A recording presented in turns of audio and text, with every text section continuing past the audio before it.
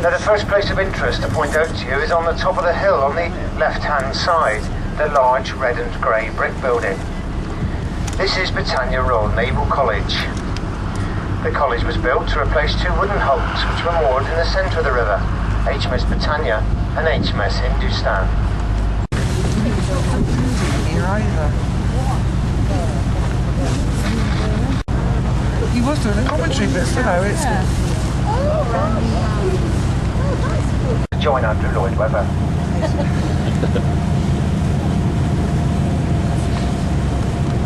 On two steel cables which lay on the riverbed, and she draws up as she goes across.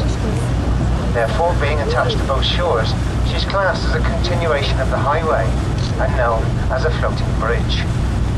And she will come up on your sat-nav as a B road.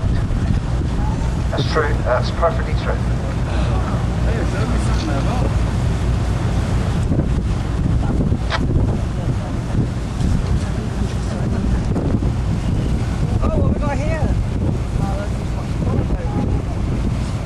The large green shed over to the left and all the smaller buildings surrounding it form the small naval dockyard of Sandquay.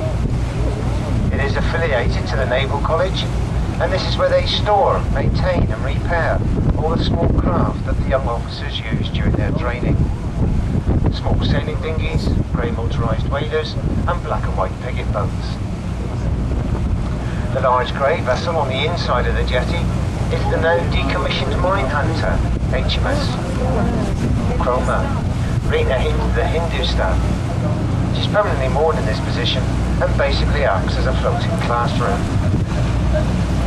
The yard itself is run by Oscar Thornycroft, or DT Cormac, as they now like to be known. They also have contracts from the RNLI, the MOD Police, and Her Majesty's Customs and Excise. Well, the old Dartmouth Paignton steam train going up the right-hand side there. The engine today is Goliath, I believe.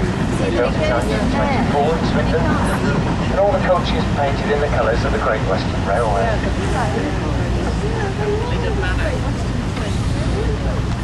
You will see a small boat yards, repair yards, and this is where we all disappear to in the winter to have our bottoms scrubbed and touched up. That is the boats, of course. Who, I'm not sure. The cheapest is going to be £1.5 million.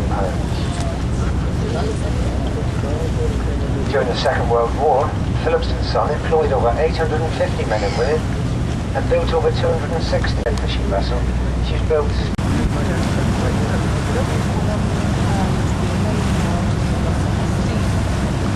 To fool the great British public, the BBC at low tide had put rubber crocodiles, palm trees and fake mist on the foreshore. They'd been to some of the local pubs and three rather famous navigator explorer sons, Sir Adrian, Sir Humphus. We have a red marker pole, which is sat on top of a large rock. The rock is known as Anchor. Oh, you've all heard of his voice, the late Dame Agatha Christie, the crime novelist. And they bought it back in 1938 for £6,000. When she died in Oxford in 1976, it was all passed down to her daughter, a Mrs. Rosalind Hicks. She was very kind about 8 years ago and passed the grounds of the estate over to the National Trust, which they do open to the public. They've just started a multi-million-pound refurbishment of the three-storey George. It's got to be one of the most photographed and picturesque cottages on the banks of the river, and there is documentation to prove that it's over 400 years old. And during the Second World War, when the main house you've just seen was used by the US Navy as the officers' mess, Dame Agatha Christie and her husband moved down into this pretty little thatched cottage. Are you talking about the Over to the left-hand side we have the village of Dittisham. Got its name from a Saxon. There are quite a few celebrities connected with the village, often on the river. But they are a shy and private family who don't wish us to mention any of their business. And I respect their wishes. And that's why I'm not going to tell you that they've got a little green yacht, very similar to the one we're just about to pass along out. Theirs is called Rocket. And their house is at the end of the pier, the one that's covered in ivy. Yeah, the shore is also the first.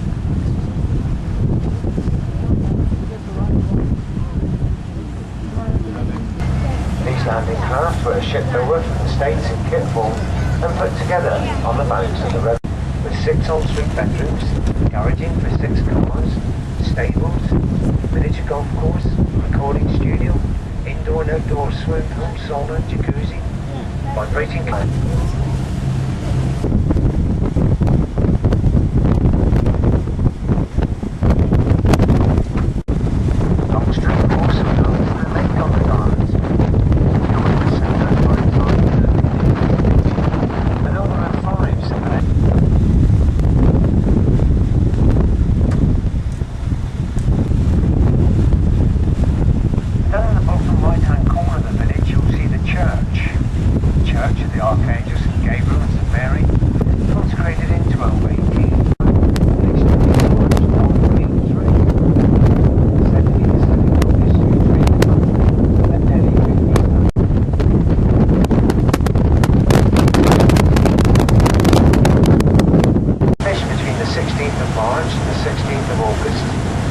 Not allowed to fish between 6 o'clock on a Saturday morning, 6 o'clock on a Monday morning.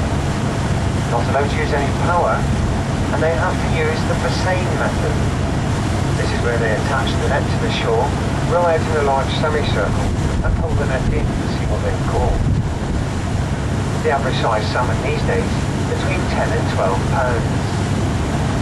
Back in the mid-1930s, a massive 52.5 pounder was caught on this very bend that was going around. It wasn't caught in a net, it was actually caught on a rod and line by a woman. Nothing wrong with that, well, there we go. But as with all wildlife, it's always a case of being in the right place at the right time. And there is actually a sculpture of that fish slightly behind us there, over on the left, right down on the water's edge, between the trees. The sculpture was done by Jacob Lane, who was a student at Paignton College of Art at the time. And if anybody knows anybody that's ever been to ahead of us there, you'll notice all the bushes planted in nice neat straight lines. This is one of Devon's best kept secrets. The river of the Longstreet also known as the Lake of the Gardens.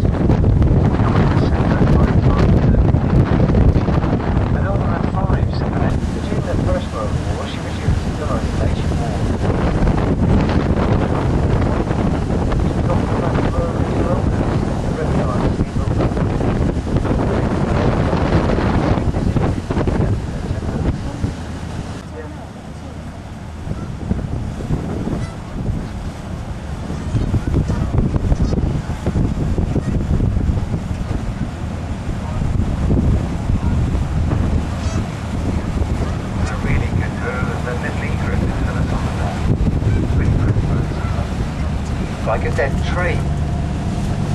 It's never.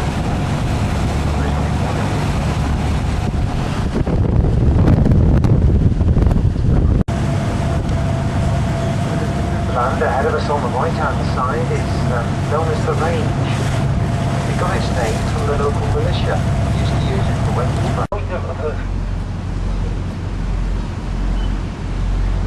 Those of you who are returning to Dartmouth today by boat, you have a choice of return times, and we're going back at 1